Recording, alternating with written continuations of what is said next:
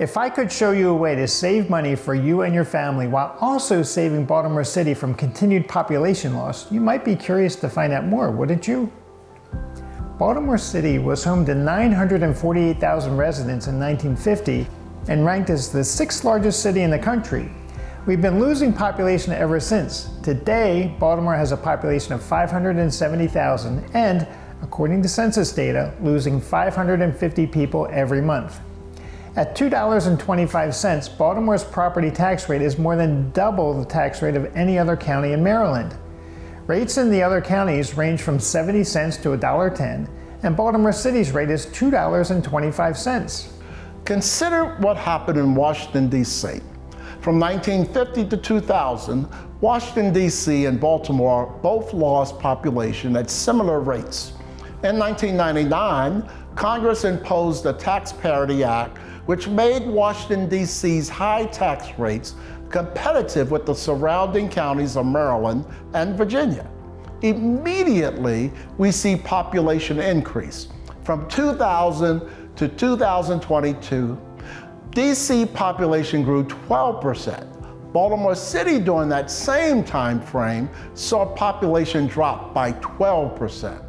From 1950 to 1978, the population of San Francisco declined also at a similar rate and amount to Baltimore City's population loss. In this chart, the red line is population and the gray line is the property tax rate. In 1950, San Francisco tax rate was 1.5%. As the city lost population, the city lost revenue. Since it is people that pay taxes, the mayor and city council's response was to raise the property tax rate. As they lost more population, they raised the tax rate year after year until 1978, when the rate had gone up to 3%. Baltimore City took a similar path. In the 25 years from 1950 to 1975, as Baltimore City lost population, the mayor and city council raised the property tax 19 times. 19 years out of 25, the tax rate in Baltimore City was gradually increased. That is how we found ourselves in today's situation. A 1978 voter referendum in California changed the course in San Francisco. Proposition 13 was on the ballot and capped property tax rates at 1%. So San Francisco's property tax rate went from 3% to 1% overnight. But what happened? You can see an immediate turnaround in population. Population went up. With more people living in San Francisco and paying taxes to this city, the city's fortunes got better. Voters in Boston passed a ballot initiative in 1982 called Proposition 2.5, which made property tax rates in Boston City competitive and comparable to the rates in surrounding jurisdictions. Again, we see population loss turn into population gain. So San Francisco, population loss from 1950 to 1978, tax reform, population gain. Boston, population loss from 1950 to 1978, tax reform, population gain. Washington, D.C., population loss from 1950 to 1978, tax reform, population gain. Baltimore City, population loss from 1950 to 1978, no tax reform, population continues to go down. Let's take a look at crime. When population increases, crime goes down. In 1975, crime in San Francisco was 19% worse than Baltimore crime rate. By 2006, San Francisco crime rate was 20% lower than Baltimore's crime rate. Boston was a dangerous city in 1975, with a crime rate that was 53% worse than Baltimore's crime rate. By 2005, Baltimore's crime rate was 20% lower than Baltimore City. Consider Washington, D.C., which had a violent crime rate in 1990 that was 1% worse than Baltimore.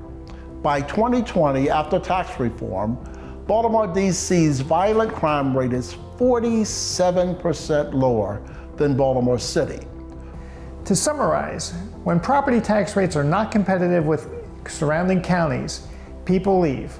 In San Francisco, Boston, and Washington, D.C., tax rates were much higher than surrounding jurisdictions.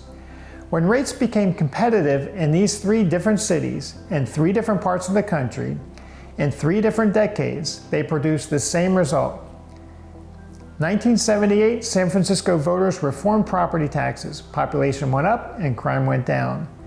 1982, Boston voters reformed property taxes. Population went up and crime went down. 2000, Congress imposed tax reform over Washington, D.C. Same result, population went up and crime went down. Mind you, in these cases, it wasn't the mayors and city councils that effected the change. It was the voters, by referendum, taking the lead. In order for Baltimore City to grow, it needs to have a tax rate in range with surrounding areas. We are asking you to consider signing a petition that continues to allow the mayor and city council to set the property tax rate in Baltimore City, so long as the rate is no higher than the cap set by us, the voters and residents of Baltimore City. To be financially responsible, we gradually lower the cap over a 7-year period from the current tax rate of $2.25 to $1.20. The first year rate is just a 5-cent drop to $2.20, with a 10-cent drop in the second year. When fully implemented at $1.20, we will still have the highest tax rate in the state, but we will be competitive with Baltimore County's $1.10 and Anne Arundel's 98 cents. Once this is set in the charter, the politicians can't mess with it. If a business is deciding to locate in Baltimore City or Baltimore County, and they know with absolute certainty that the property tax rate will be $1.20, they are more likely to build in the city and create the needed jobs in Baltimore City. They will start buying land, paying transfer taxes and property taxes. They'll be paying permit fees and hiring contractors. This activity will start before 2031 when they know the rate is going to be competitive. Homeowners, now debating whether to live in the city or the county, can buy in the city knowing that their mortgage payment will go down every year as the cap on tax rates is lowered each year. This increased activity will grow our economy and bring new revenue into the city. As more people pay taxes, the rate can be lowered and the city will make the same money or more in tax revenue. There are 100,000 owner-occupied homes in Baltimore City, with an average value of $200,000. Current property tax on $200,000 homes is $4,500 per year. At Renew Baltimore's cap of $1.20, that homeowner pays only $2,400, saving $175 per month. What would you do with an extra $175 in your family's monthly budget? When 10,000 registered Baltimore City voters sign the Renew Baltimore petition, the amendment will go on the ballot in November 2024. Then Baltimore City voters will decide the future of our beloved city. You are invited to join us by signing the petition, and we are grateful if you are able to encourage your family, friends, and neighbors to do the same. Please be sure to follow the Board of Election rules. In Box 1, print your full legal name, including your middle name or middle initial, your date of birth, and correct address. The Board of Elections compares what you write on the petition with the voter registration data to make sure it matches. A funny rule is that the petition is not valid unless a circulator's affidavit, shown here as number 2, is filled in and signed, shown here in number 3. Think of the circulator affidavit as a witness. If you are signing this petition on your own, the Board of Election wants you to witness your own signature.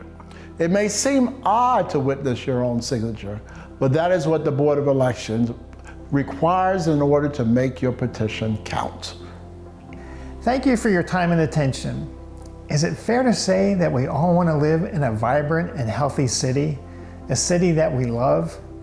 Here's a chance to make a difference, to save money for you and your family, and play an important part in changing the direction of Baltimore City.